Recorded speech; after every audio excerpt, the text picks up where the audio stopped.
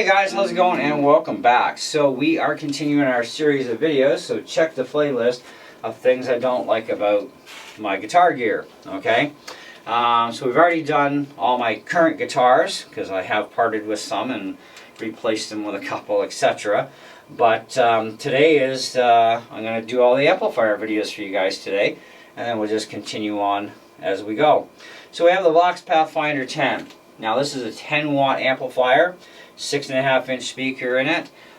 You've got bass and treble, you've got gain, you got a main volume, headphone line out jack, and of course you do have that overdrive channel in this thing as well. And it is quite cool. And on the back side, yep, you got nothing, just a semi-opened cab. Okay, now this is not an amp where you have an auxiliary input to jam along with your tunes. I'm sure a lot of people like that feature in amplifiers nowadays, but this is traditional Vox. Okay, and when you get into traditional type of amplifiers, those auxiliary inputs for that sort of thing, or Bluetooth access, is just not there, which is kind of actually good in a way, because it chews a lot of extra power from your power supply. It's extra unneeded circuitry that's kind of pointless, and yeah, it does actually affect the overall quality of sound of your amplifier. That would have to get into on another video someday.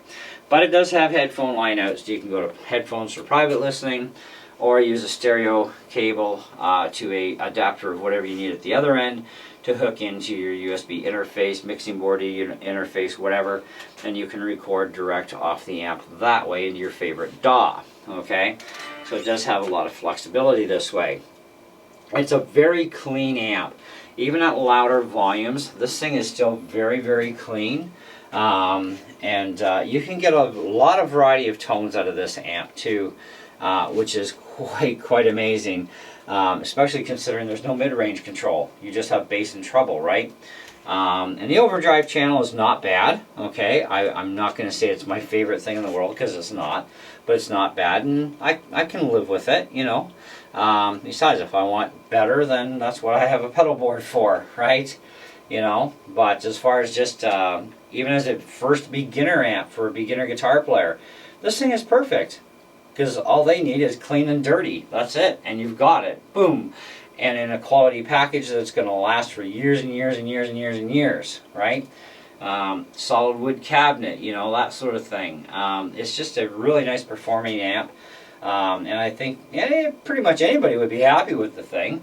You know, you just have to like the looks. That's the thing. Vox has got the traditional look in this, you know, and some people like it, some people don't. But they do have a couple other color choices in this amp, and I've actually considered getting the one. They've got like a flag style finish on one, and I saw that and I'm like, ooh, that's kind of cool.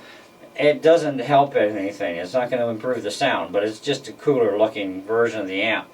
And if they would have had that one in stock, I probably would have bought it. But it is a few bucks more because you're getting into the fancy stuff, you know.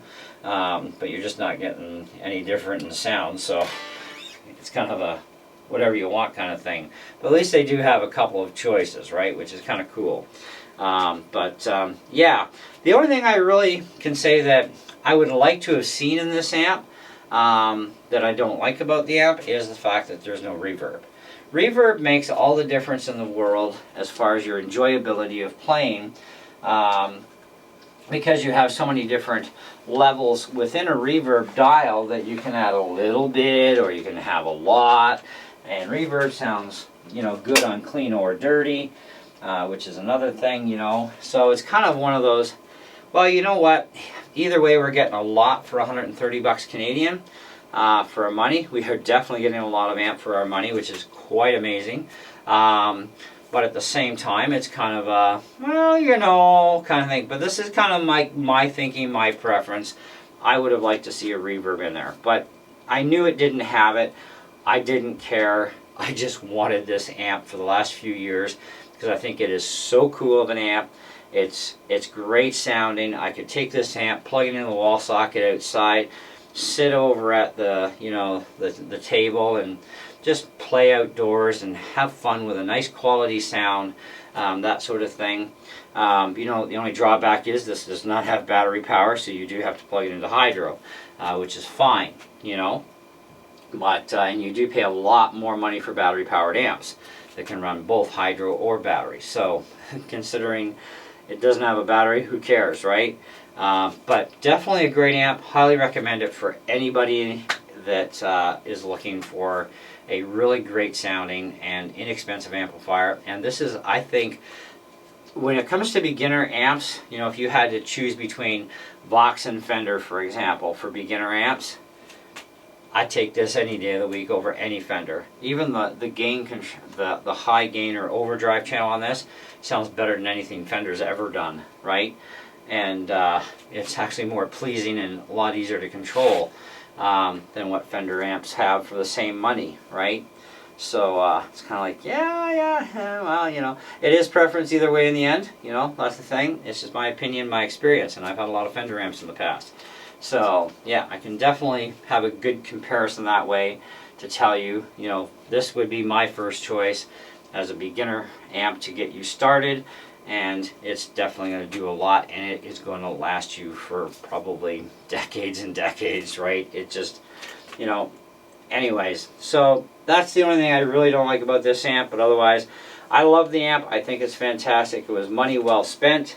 You know, and if I could go back and do it again, even the fact that I still don't get a reverb, I'd still buy one, you know.